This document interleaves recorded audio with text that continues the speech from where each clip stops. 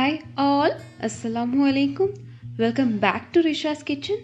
இன்றைக்கி நம்ம செம்ம டேஸ்டான ஈஸியான ஒரு ஸ்பெஷல் டிஷ், அதாவது சிக்கன் பன் வீட்லேயே எப்படி பண்ணுறதுன்னு தான் பார்க்க போகிறோம். அதுவும் நம்ம குக்கரில். ஃபர்ஸ்ட் நம்ம ஈஸ்ட்டை ஆக்டிவேட் பண்ணணும். அதுக்கு நான் இங்கே 1/4 கப் வெது சூடான பால் எடுத்திருக்கேன். 1/4 கப் அப்படின்னா 125 ml அளவு வரும்.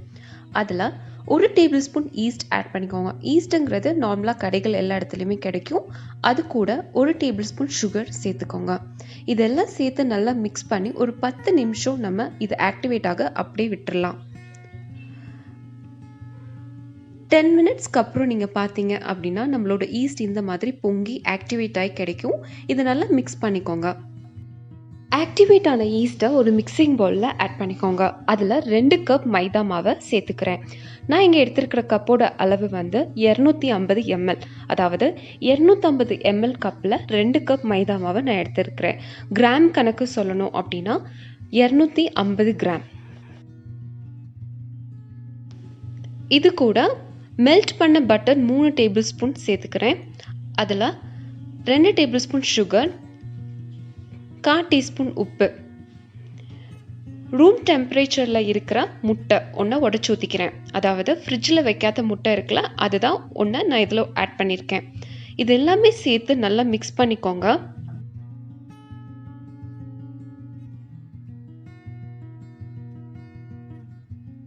இதில் நம்ம தண்ணியோ பாலோ ஆட் பண்ண போகிறதே கிடையாது. இதனால நீங்கள் மிக்ஸ் பண்ணி பிணைஞ்சு கொடுக்கும்போது கையில் ஒட்டி பிடிக்கிற மாதிரி வரும். அதுதான் கரெக்டான பதம். அந்த டைம் மட்டும் கொஞ்சோண்டு எண்ணெயை உங்கள் கையில் தேய்ச்சி விட்டுட்டு நீங்கள் மாவு பிணைஞ்சிக்கலாம். மாவு நம்ம பிணையிற பதத்தில் தான் நம்மளோட பன் வந்து நல்லா சாஃப்டாகவும் புசுன்னு கிடைக்கும், ஃப்ளஃபியாகவும் கிடைக்கும். மாவு நல்லா சாஃப்ட் ஆனதுக்கப்புறம் கொஞ்சோண்டு எண்ணெயை மட்டும் மேலே க்ரீஸ் பண்ணி விட்டுட்டு ஒரு ஈர துணியை வச்சு இதை க்ளோஸ் பண்ணி ஒரு 2 மணி நேரம் நம்ம ஊற வைக்க போகிறோம். அப்போ தான் நம்மளோட மாவு டெவலப் ஆகி கிடைக்கும். இந்த டைம் நம்ம ஃபில்லிங் ரெடி பண்ணலாம். அதுக்கு ஒரு கடாயில் 2 டேபிள் ஸ்பூன் பட்டரை நான் ஹீட் பண்ணுறேன்.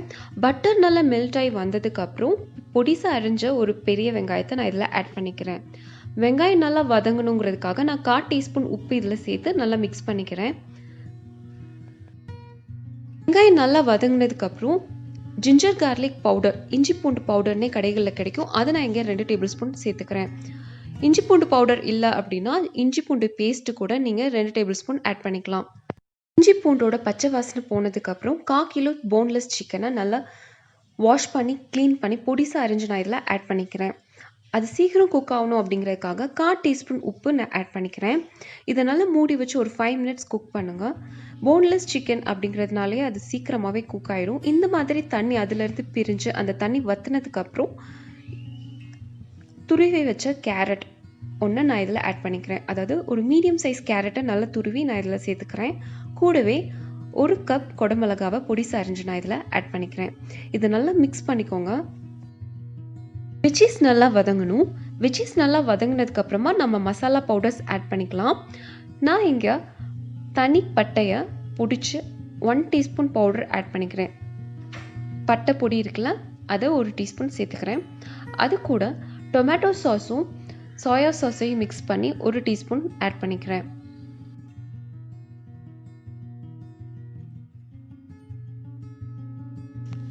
இதில் பாப்ரிகா பவுடர் 2 டேபிள் ஸ்பூன் நான் ஆட் பண்ணிக்கிறேன். கொடுமிளகா பவுடர் தான் பாப்ரிகா பவுடர்னு சொல்லுவாங்க. சப்போஸ் உங்களுக்கு கிட்ட பாப்ரிகா பவுடர் இல்லை அப்படின்னா நீங்கள் நார்மல் காஷ்மீர் மிளகாய்த்தூள் கூட சேர்த்துக்கலாம். நான் காஷ்மீர் மிளகாய்த்தூள் சேர்க்குறதா இருந்தால் 1.5 டீஸ்பூன் சேர்த்துக்கோங்க. இப்போது கொஞ்சம் காரத்துக்காக நான் 1 டீஸ்பூன் மிளகாய்த்தூள் சேர்த்துக்கிறேன். பாப்ரிகா பவுடர் வந்து காரம் கம்மியாக இருக்கும், ஆனால் ஃப்ளேவர்ஸ்க்காக தான் நான் அதை ஆட் பண்ணேன். காரம் வேணும் அப்படிங்கிறதுக்காக நான் வந்து மிளகாய்த்தூள் ஆட் பண்ணிக்கிறேன். அது கூட 1/2 டீஸ்பூன் மிளகுத்தூள் ஆட் பண்ணிக்கோங்க. இதை நல்லா மிக்ஸ் பண்ணுங்கள். இதை நல்லா மிக்ஸ் பண்ணி ஒரு 2 மினிட்ஸ் அப்படி மீடியம் ஃப்ளேமில் வச்சு குக் பண்ணுங்கள்.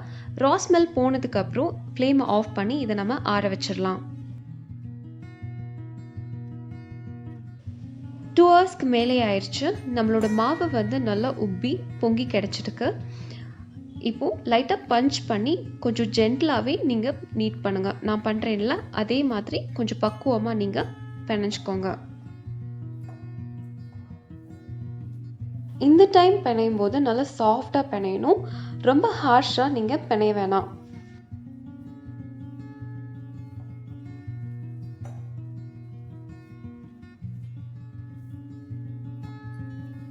இதை சின்ன சின்ன பால்ஸாக உருட்டி எடுத்துக்கிறேன்.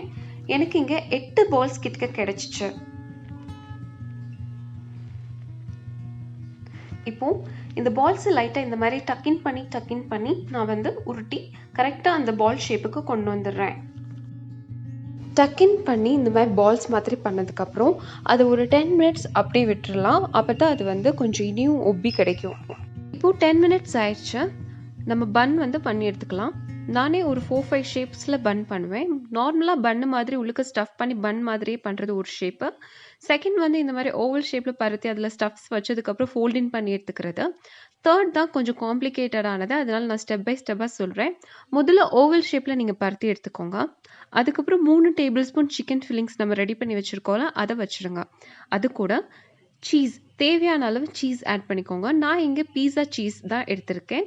மொசரல்லா சீஸ் இருந்துச்சுன்னா நீங்கள் அது கூட ஆட் பண்ணிக்கலாம். அதை நல்லா துருவி அதை நீங்கள் சேர்த்துக்கோங்க. அது வந்து நார்மலாக சூப்பர் மார்க்கெட்ஸ் எல்லா இடத்துலையுமே கிடைக்கும். அதை இந்த மாதிரி லீஃப் ஷேப்புக்கு சைடில் கட் பண்ணி எடுத்துக்கோங்க. அதாவது லைட்டாக கீறி விட்டுக்கோங்க இலை ஷேப்புக்கு.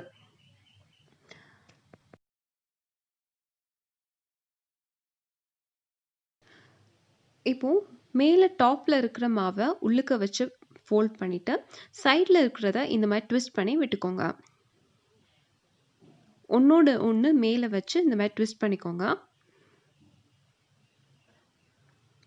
செகண்ட் லாஸ்ட் போகும்போது மட்டும் கீழே இருக்கிற மாவை ஃபோல்ட் பண்ணிவிட்டு செகண்ட் லாஸ்ட் மாவை ட்விஸ்ட் பண்ணிக்கோங்க. இவ்வளோ தாங்க இந்த ஷேப்பு. அப்புறம் ஃபைனலாக நீங்கள் லைட்டாக சைடில் டேப் பண்ணி கொடுத்துக்கோங்க. சைடில் தட்டி கொடுத்ததுக்கப்புறம் நம்மளோட பன் வந்து பர்ஃபெக்டாக இந்த ஷேப்பில் நமக்கு கிடைக்கும். இப்போது குக்கரை நம்ம ப்ரீ ஹீட் பண்ணணும். அதுக்கு நான் என்ன பண்ணுறேன்னா, குக்கரில் ஒரு லேயர் உப்பு ஆட் பண்ணிவிட்டு மேலே ஒரு ஸ்டாண்ட் மாதிரி வச்சுட்டு க்ளோஸ் பண்ணி மீடியம் டு ஹை ஃப்ளேமில் ஒரு 15 மினிட்ஸ் நான் சூடு பண்ணி எடுத்துக்கிறேன். கேஸ்கெட் போட்டிருக்கேன், ஆனால் வெயிட் எடுத்துடுறேன். இந்த டைம் ஒரு பேக்கிங் ட்ரேயில் பட்டரை ப்ரஷ் பண்ணி கொடுத்துக்கோங்க. அதில் நம்மளோட பன்னை வச்சிடலாம். பன் வச்சதுக்கப்புறம் நான் இங்கே ஒரு முட்டையை நல்லா உடச்சி அடித்து வச்சுருக்கேன். அதை நான் மேலே டாப்பில் க்ரீஸ் பண்ணி கொடுத்துக்கிறேன். இந்த மாதிரி பண்ணுறதுனால என்னாகும் அப்படின்னா, நம்மளோட பன் வந்து நல்ல பொன்னிறமாக கிளேஷியஸாக நமக்கு கிடைக்கும். இப்போது வெள்ளை அது மேலே ஸ்ப்ரெட் பண்ணி விட்டுக்கிறேன். என்கிட்ட வெள்ளை தாங்க இருந்துச்சு. சப்போஸ் உங்ககிட்ட கருப்பில் இருந்தாலும் நீங்கள் அதை ஆட் பண்ணிக்கலாம்.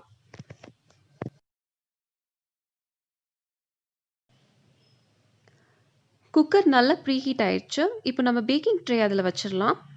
அதில் வச்சு கேஸ்கேட் போட்டிருக்கேங்க. லிட் போட்டதுக்கப்புறம் வெயிட் மட்டும் போட வேணாம். இது வந்து மீடியம் ஃப்ளேமில் வச்சு 25 மினிட்ஸ்க்கு நான் பேக் பண்ண போகிறேன். இந்த டைம் நம்ம அவனில் பண்ணுறதையும் பேக் பண்ணி எடுத்துடலாம். நான் அவனை 180 டிகிரி செல்சியஸில் 10 மினிட்ஸ்க்கு ப்ரீ ஹீட் பண்ணி வச்சுருந்தேங்க. இப்போ எல்லாம் டாப்பிங்ஸ் பண்ணதுக்கப்புறம் அவனில் பேக்கிங் ட்ரே வச்சுட்டு ஒரு 20 மினிட்ஸ்க்கு 180 டிகிரி செல்சியஸில் பேக்கிங் மோடில் வச்சு நான் பேக் பண்ணி எடுத்துக்கிறேன். கிட்டத்தட்ட ஒரு 18 மினிட்ஸில் அவனில் வச்ச பன் வந்து நல்லா பேக் ஆகி கிடச்சிருச்சு. நல்லா சாஃப்டாக இருக்குது. இது சூடாடுறதுக்கு முன்னாடி நம்ம பட்டரால் இதுக்கு மேலே க்ரீஸ் பண்ணி கொடுத்துக்கலாம். அப்போ தான் அதோட மேற்பகுதி வந்து ட்ரை ஆகாமல் நல்லா கிளேஷியஸாக நமக்கு கிடைக்கும். பன் வந்து நல்லா பேக் ஆகிருக்குங்க. நீங்கள் பாருங்கள், அதனால சாஃப்டாகவும் ஃப்ளஃபியாகவும் இருக்குது. உள்ளுக்கு இருக்கிற ஸ்டஃப்ஸும் நல்லா குக் ஆகிருக்கு. 25 மினிட்ஸ் ஆயிடுச்சு. நம்ம குக்கரில் வச்ச பன்னும் நல்லா பேக் ஆகி கிடச்சிருக்கு.